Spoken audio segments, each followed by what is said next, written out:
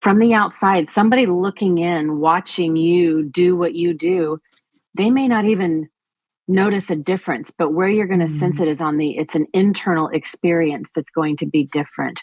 The performance is externally driven usually. It's usually about proving or forcing. And so that performance level has us approaching the tasks and activities of our business or life with a certain energy, where thriving is it's more of an allowing energy, allowing us to be our best. Your business, your rules. Grow a business that works for you. This is the HerBusiness Podcast. The sentence, "I can't keep doing business this way," is one that I hear so often from women who've been in business for 10, 15, 20 years. They say, "I can't keep going on like this." Here's the thing, you're working hard, you're achieving, you're pushing, but maybe you're also exhausted.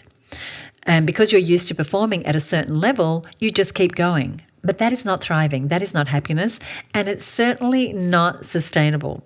So today's guest here on the show is going to fill us in on how we can stop performing and start thriving. Her name is Melinda Cohan. She's a total sweetheart, and she's a transformational business coach and speaker. She co-founded a multi-million-dollar company called The Coach's Consult, and she is a trusted consultant and speaker for top industry leaders and their communities. She's also the author of a fantastic new book that you must get your hands on. It's called Sustainable Success. And what it does is it challenges the outdated script on success, and it shows you a different option. And she believes that you do not need to sacrifice yourself in order to achieve what you want. And she's going to share with us exactly how you might navigate things instead. We are covering so many juicy topics in this episode, like how to know when you're giving from depletion rather than flow, the subtle ways that we hand over our power, how to know if you're fading into the background of your own life. We're going to talk about levels of consciousness, which is a fascinating conversation, and so much more good stuff. So let's dive right in. Hey, Melinda, welcome to the show. Hey there, it's so good to be here. I'm so excited to bring this message to your folks. Oh, congratulations on the new book. You were just telling me that it is being so well received. Yeah, it has been. One of the comments that I hear is that it's a breath of fresh air.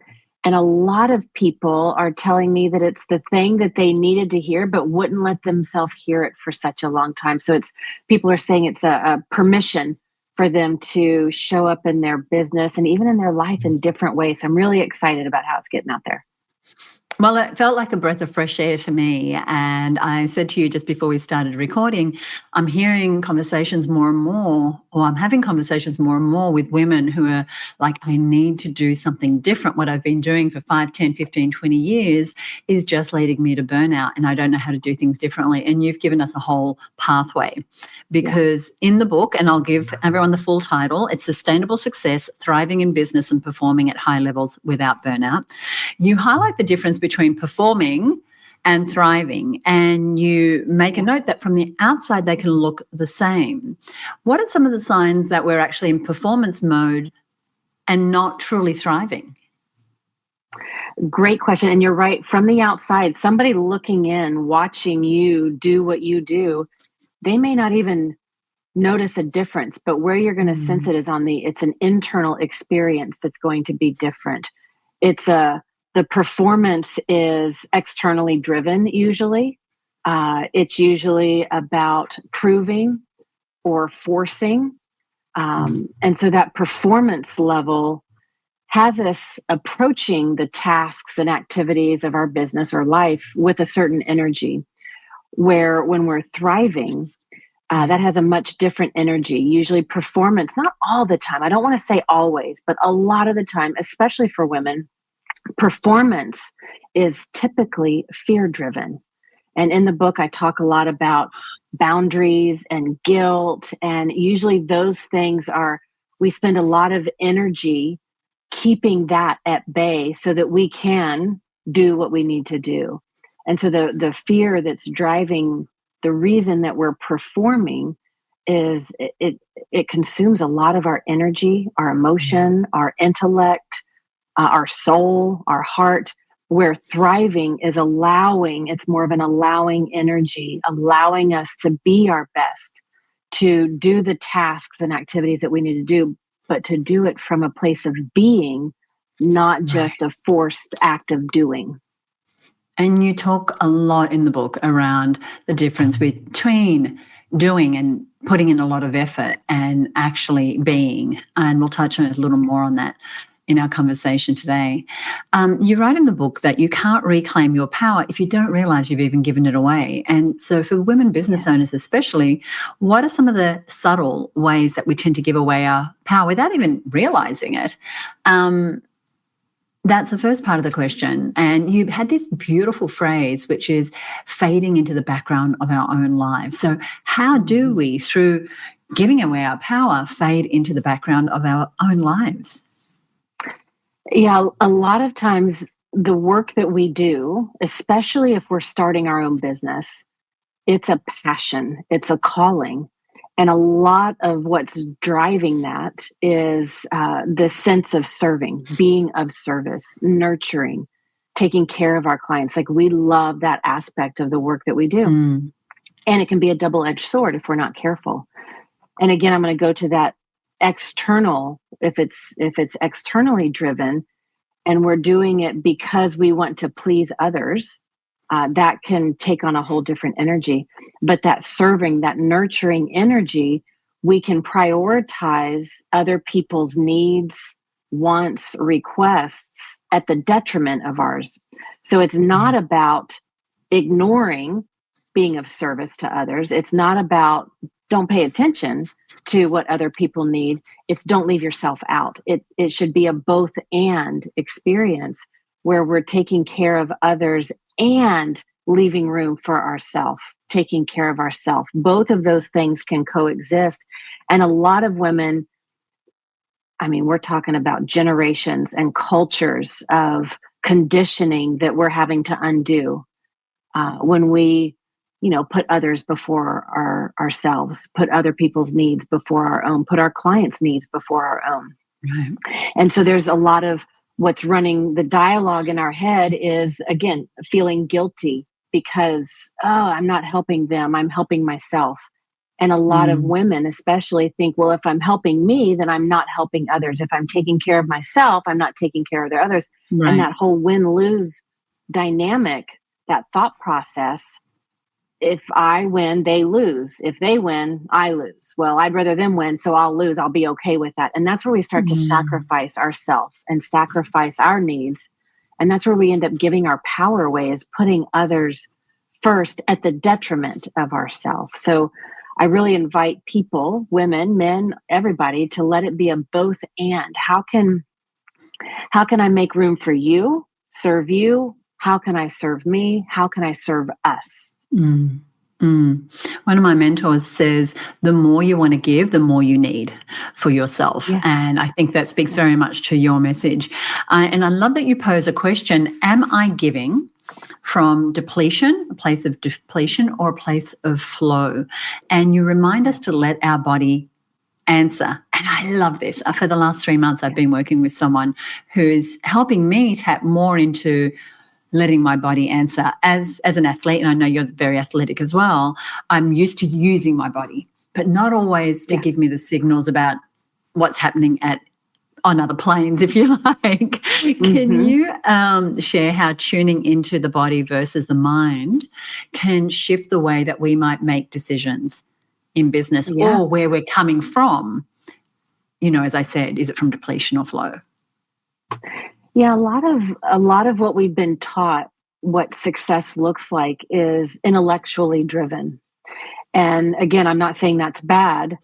I'm saying that a lot of people leave out the other elements. And so a lot of people think it's the brain that informs the body, when actually it's the body that then informs the brain.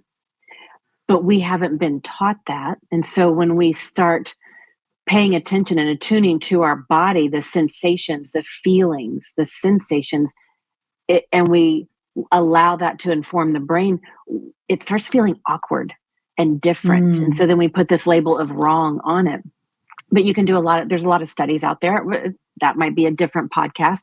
but the heart is what informs the brain. Our emotions, the feelings, is what informs the brain and helps us to create our experiences in the reality. And so when we can become attuned to our body and the sensations and our emotions, what are we feeling in that moment, and able to name it, we can then help to identify where our next best step is. And the other thing that begins to happen is when we allow our emotions to guide us, and we discover what those emotions are through where we're feeling and how we're feeling in our body, the way our muscles are feeling. Are we cinched at the neck? Are our shoulders tight to our ears? Are we only breathing to our collarbone? Are we not taking full, deep body breaths? Are we not moving? Are we sitting at our desks? When we're not allowing our body to inform our brain, we're missing out on this possibility of alignment. When we are congruent with our emotions, when we're conscious and aware of the sensations in our body, we create this aligned frequency that then we start experiencing synchronicities. Our intuition becomes heightened. And I think our intuition is one of the greatest untapped resources as business leaders, as business owners. Every woman should be leveraging their intuition as a guiding factor in their business. But if we're only operating in our head, that's not where our intuition lives. And so it's our body and our being that taps into the intuition, that picks up on the cues and the opportunities around us. And then we can bring in the brain and the intellect to figure out and determine, how do we move forward? What do we need to put in place to execute on this? Oh my gosh, I am so excited. I am so excited because we're really talking about things that don't get talked about, Melinda, and that we're operating from these places where we're burning ourselves out, we're efforting, we think that we're burning out because we're doing too much, but actually it's because we're not paying attention to these clues that we're being given. And because you say this, that we're operating from a disempowered state of consciousness. So as you're listening, I really want you to tune in to what Melinda is saying. This is a totally different way to operate in your business. You say, change your level of consciousness and you change everything. Can you explain this? Yeah, this was a game changer for me. And it has affected my business, my life, every aspect. And the 4 levels of consciousness, as I learned them, there's a lot of different ways to express them.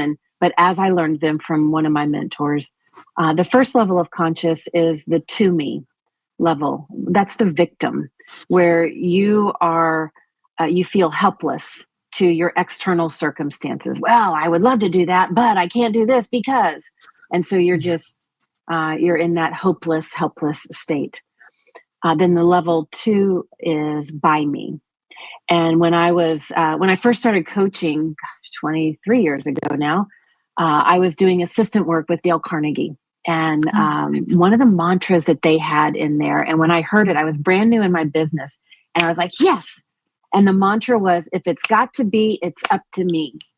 And I was like, that's exactly what I need. And it served me well. And that is very by me level. Like, you make things happen. You control is where we find our safety.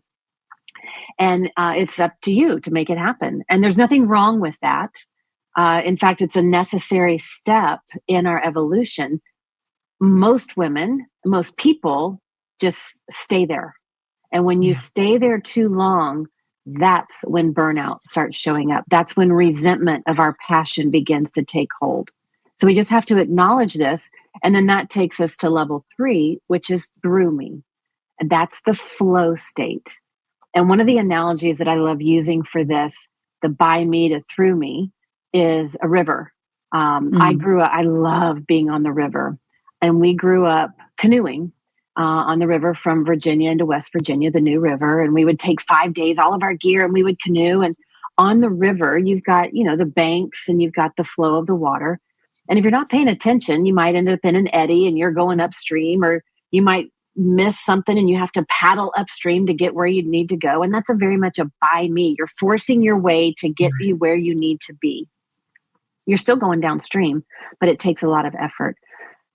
But when you're in the river, for those of you that know about canoeing or rafting of any sort, if you hit a set of rapids, some obstacles appear and you've got two rocks, let's say, those rocks are going to form ripples, but there's going to be this natural V shape that flows between them. And when you can be on the lookout for the V in the water, that smooth water flowing between the obstacles, and you just point your boat into that V, you will flow through the rapids. Now you're still pedaling, right? The paddling, you're not stopping that, but you're doing it with the water, not against it. And so that's that through me state of flow. And then level 4 is as me, where we are one with the divine.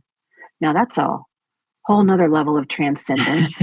But what I focused on in the book was having a less efforted by me approach and building the bridge so that we can spend more time in that through me state of flow. And you'll go back and forth. Like I said, by me is not bad. Just don't stay there too long. I love this model. Like you, it was taught to me by a mentor only in the last year, actually. And I love it because as someone who has always operated in the by me, I'm responsible. I've been independent since I was a teenager. I can do this. I'm going to grow my business myself. I see this every single day. I don't need anybody. Here we go. Yeah. Productive, responsible, but exhausted. Yeah. And like I said, it's necessary because we have to find what we're made of. We have to find what we're capable of. And so it's a necessary part of the journey. We need to know how to be productive. We need to know how to be responsible. And if we allow that to keep running, it can be at the detriment of our own health. It can be the detriment of our own passion. And then our passion starts taking a turn and it starts sounding like I can be productive. And we move into this proving energy. And now we're out of the flow. And I love the analogy of being in the boat and finding that pocket where you're being led. Do you have any practical strategies on how we bridge that operating in the by me, I'm responsible for it all, I'm pushing, to the through me way where you're in that flow state? Yeah, I'll say some practical things, although if you're entrenched in the by me, you may not hear them as practical. And when I say you, I mean those listening in, they're like, that's not practical. So I'll give that little caveat at first. But the by me is constant doing. Do. It's constant doing. And in order to get into that through me level of consciousness, which is the flow state, we have to begin to create experiences where we're being. And that's going to look different for different people. For some people, it's about quiet, reflective practices that create stillness. Their life is so chaotic, so busy, that when they can create a few moments of stillness, it might be sitting in your car at the stoplight and you're consciously just taking 3 deep breaths. I mean, it can be as simple as that. Right. Or it can be a meditative practice where you're listening to a guided meditation. One of my favorites is Tibetan singing bowls.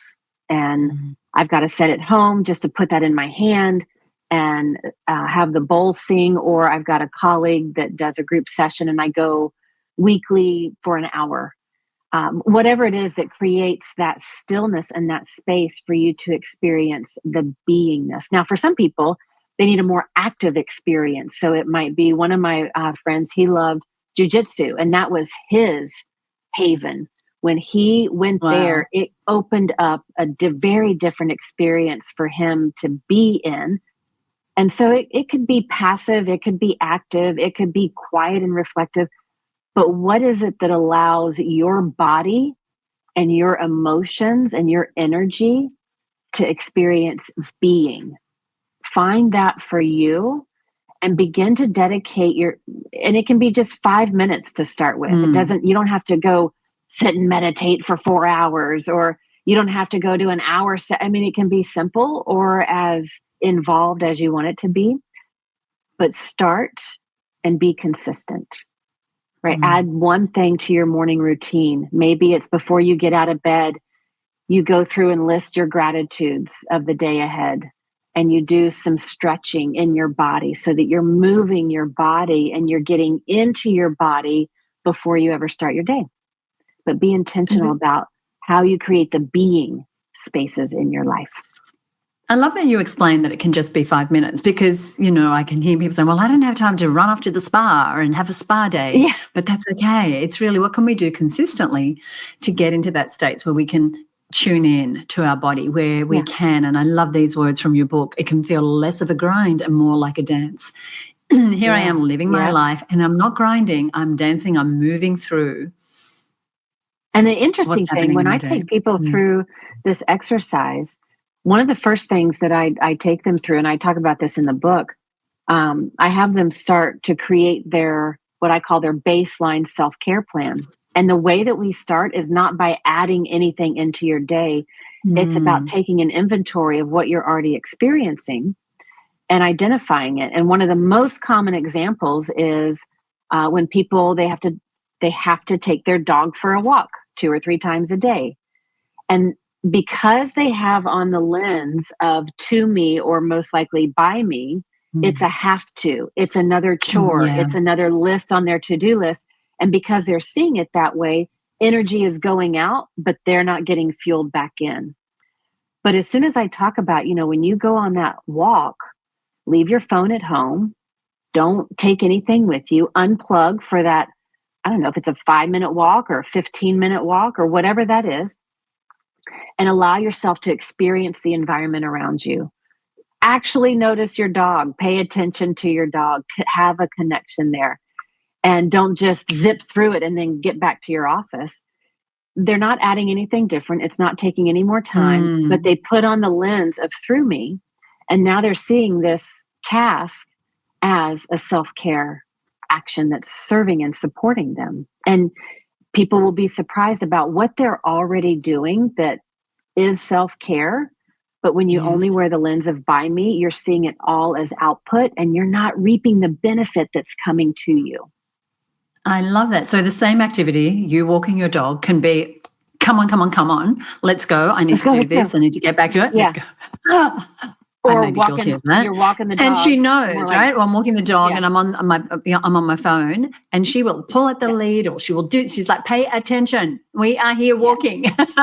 Yes. You are not working our time. This is our time. And then just changing the lens. So rather than you being the resource, you're allowing yourself to be resourced by being in the flow of through me. I love it. And we've made this point already, but I want to speak a little further about how our bodies and brains have been conditioned to function in this kind of stress, go, do mode for so long that slowing down can feel unnatural, even like we might feel fear or like it's dangerous. Could you speak to that? Yeah, that's why I say start in small increments. Now, there are some people that are, the way that they love going about it is just diving off the deep end. And if that's you, go for it. For most people, that is going to short circuit their entire brain and being, and then you'll just revert back to what you've always been doing. But when we can take small steps, we can begin to integrate it in simple ways so that we're disconnecting from the beta wave frequencies and creating more of the alpha wave frequencies, which is where through me happens. The beta is all about the doing. The alpha is all about the being. And when we can just take small steps to create more of those alpha brain waves, shift our energy, create that alignment and that congruence and that coherence within ourselves, that's where we can create that sense of flow. But do it in small increments, so that I'm a big believer that you have to bring your body, your heart, your mind, like it's all got to come on this journey. And if your heart is trying to take off too fast and it's leaving your brain behind, your brain is going to start kicking and screaming, or vice versa. When your brain starts going too far too fast in the by me state, that's when burnout happens. Burnout is a signal, an indicator to say, alert, alert. There's a lot of you that's missing in this equation. Yeah. Go get your heart, go get your soul, go get what matters to you, go get the rest of your being to bring on this journey. And when we can bring our body, mind, and heart and soul on this journey in small increments. Smaller steps become medium steps, and medium steps become bigger steps. And then we can start expanding. And then it begins to flip. And if you were, let's say you were operating in 90% by me and 10% through me to show up in your business, at some point, as you continue with this practice, you can flip that around. So it takes 90% of your time and energy and resources to create the through me experiences. And then only 10% of your time and energy is needed to actually execute. Because that sounds dreamy. That aligned. Yeah. And it takes time. It takes intention. Doesn't really I don't want to say it takes time. It takes intention and it takes dedication and commitment. Yeah. We've talked about the physical, moving our bodies, maybe getting a massage, and then the spiritual, perhaps doing some meditation or being very present on that walk with your dog, for example. But there are six categories that you identify, each of which is essential in reducing frustration, anxiety, improving concentration, having us more in that flow. Could you walk us through those 6 categories? Yeah. So the spiritual and the emotional, a lot of people are very well aware of that. There's the physical, also a common one, like the massage, body, things like that.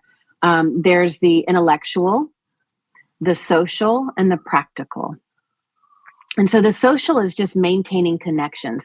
For a lot of us, especially entrepreneurs, we get behind our machines, we get behind our devices, and we are isolated, shy of a few Zoom calls, or maybe a lot of Zoom calls. But to stay connected is vital, especially for women. The feminine energy, however you identify, the feminine energy thrives on connectedness. And so those aspects of self-care, whether it's a coffee date with a friend, whether it's going on a walk on a greenway with a confidant, but whatever you can do to create those connections, even if you're an introvert. I don't mean that you have to go jump into a crowded event or something, but be intentional about those connections. And the practical, this is one that most people never give a lot of attention to, but the practical self-care are elements and aspects that when you experience them today, you're paving the way for a much better experience down the road. And I think one of the examples that I give in the book is like a budget, right? When we're mindful to create a budget and we have those money meetings with ourselves or our team or our accountants or bookkeepers on a regular basis, that's a self-care that's making the future of your business much easier to navigate.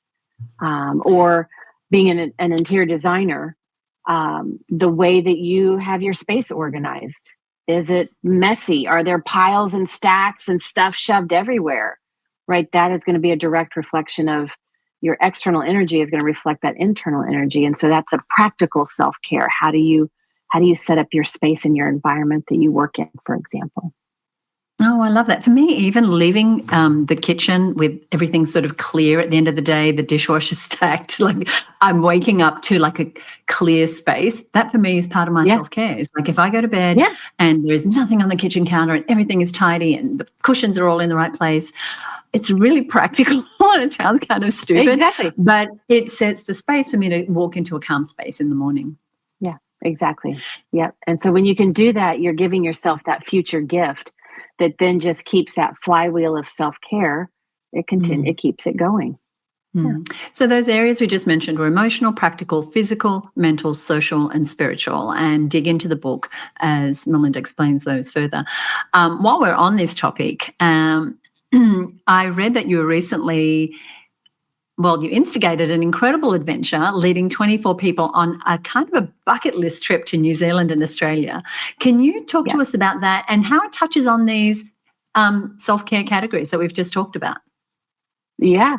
So one of the things that my husband and I have been doing since we met, we are part of Roanoke Ski and Adventure Club in our hometown. And the club organizes ski trips, adventure trips all around the world. And Dave and I are often trip leaders. And it is because we know what lights us up and what fuels us. We love organization. We love creating amazing experiences. We love taking things that feel complex and making them simple and fun. And so we love leading and organizing these trips. And last fall, we took a group to New Zealand and Australia, hiking and biking and jet boating and paragliding and all kinds of beautiful adventures. And we spent, it took a long time for us to plan that trip, organize the details behind the scenes. And it was a lot of work, a lot of tasks, a lot of actions that needed to be done. But when we do it in a way, the way that we organize ourselves to get involved in all those tasks and activities, we are doing it from a place of pleasure and joy and flow, not obligation and force and frustration. There were some frustrations here and there, and we dealt with them, but it was not the norm. And so that we love creating those experiences. And so that's what lights us up. And so one of the phrases that I have in my business that I use with my team for our events and webinars and launches that we do, I talk to my team about giving the ride and taking the ride. And I think that's important for business owners to really understand that your business is serving two purposes. Well, probably a whole lot more, but two primary ones. Your business is serving your clients. So you're giving the ride to them. You're giving your services, you're offering your skills, they're experiencing something, creating a transformation, and they leave your business better than when you first found them. So you're giving the ride. Simultaneously, your business is a playground for your own evolution. And you will attract the clients, the situations, the experiences that are going to reveal those parts of you that are ready to evolve. And so we can take the ride as well. And so whether it's in our business, or that's kind of how I feel like with these trips and adventures that we put together, we're giving the ride to all the participants so that they can have bucket list experiences that they may never have otherwise had. Yeah. But we're also taking the ride because we're experiencing the awesomeness of it all. And we're doing it in a way that's fueling us and lighting us up, not depleting us.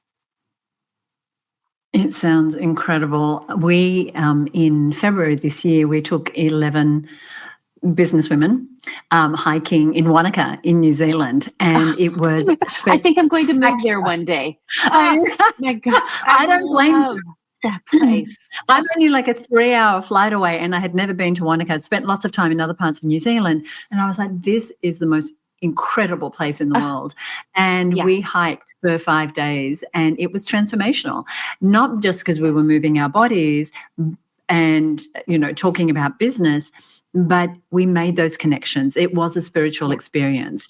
We felt all the emotions from, oh my gosh, this is really hard in the actual hiking to just having the time and space to think, am I doing what I love? What do I want to change up? Having conversations that we would not normally have with people we would not normally have them. So adventure at all levels. So I totally understand. And it was a bucket list item for many people. And so we've now started a program called Business Trailblazers where we combine some hiking, with business conversations. Awesome. And the next one is in Greece, in Crete, in October. I know. Beautiful. I'm so excited. Now, the book is called Sustainable Success, and I know you wrote it because you work with a lot of entrepreneurs. You said for 23 years you've been working with coaches. What did you most want us to know in the message in this book? What did you most want us to really have an aha about? The biggest thing is that I'm going to call it the traditional definition, the typical definition of success actually facilitates burnout. And what I most wanted people to know is that there is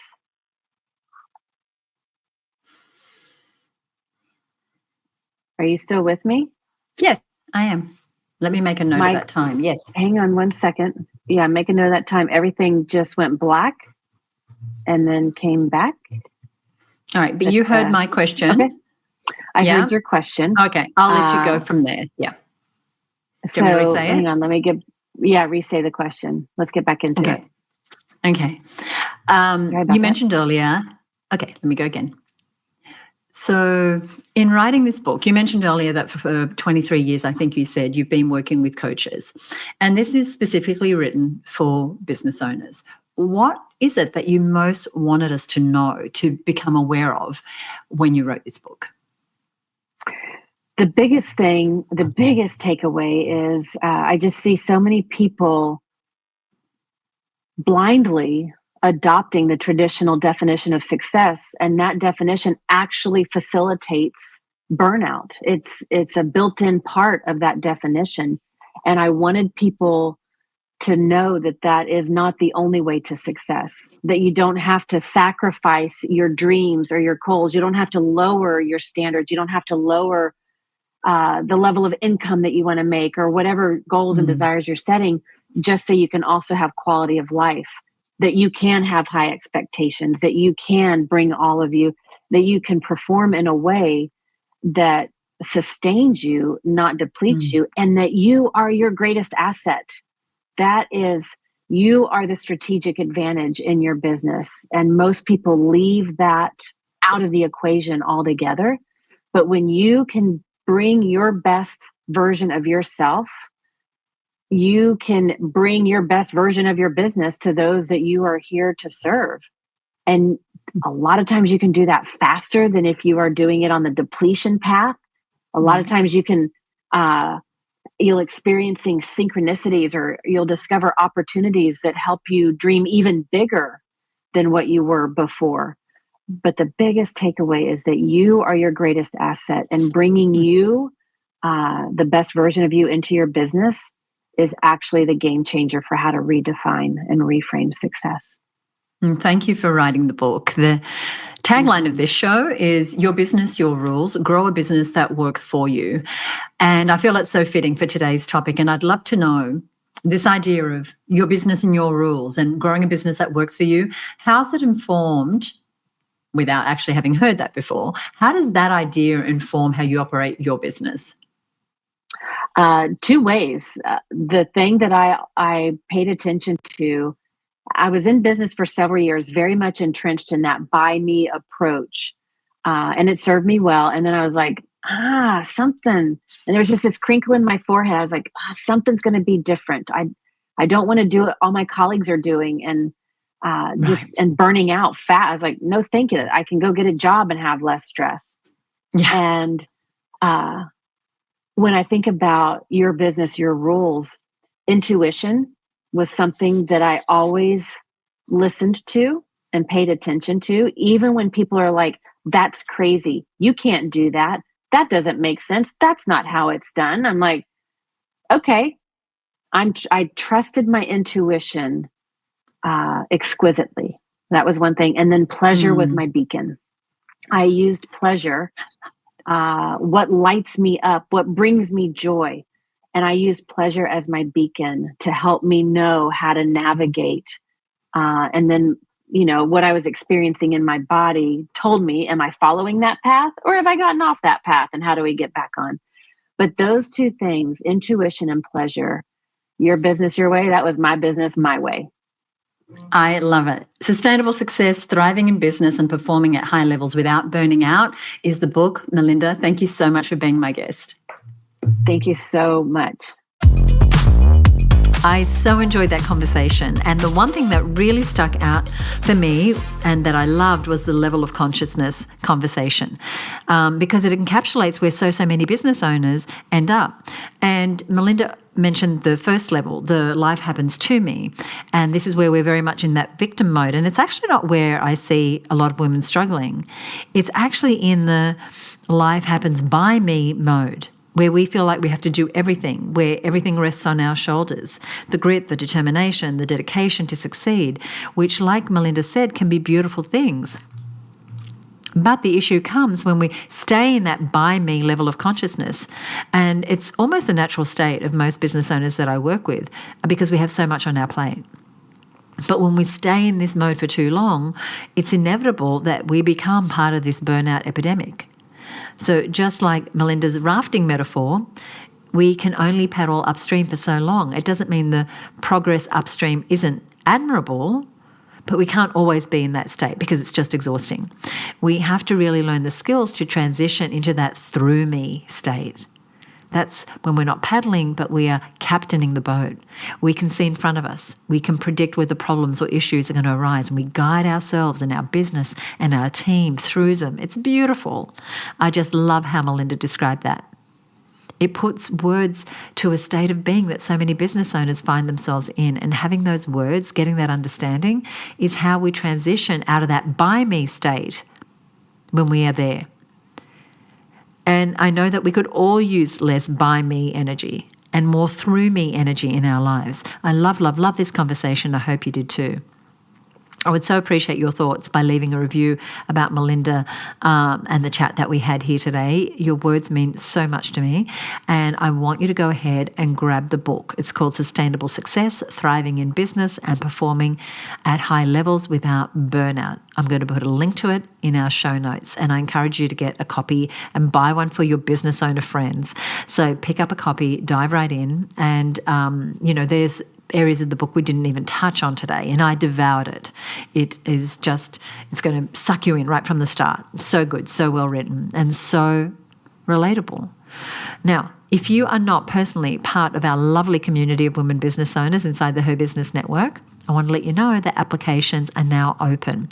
If you want the support of other women who have your back, who are available to you to help keep you on track, if you want me to be part of your team of actually growing a more sustainable business in 2026, then go ahead and apply. The way it works is you fill out the application form, you tell me a little bit about your business. I then ascertain whether I think that what we do is a good fit for what you want and whether what you do is a good fit for what, we do. And then within 72 hours, I come back to you with either yes, you're invited to join us, or here are some other resources that might be better for you based on your stage of business. So that's what I have for you today. Thank you again to Melinda Cohan. Please pick up a copy of the book, and thank you so much for listening. Go ahead and hit subscribe or follow wherever you are listening. If you enjoyed this episode, leave us a review on Apple Podcasts. You are awesome. I'll see you back here next week. We've got loads more great episodes coming up. I'll see you soon. Bye for now.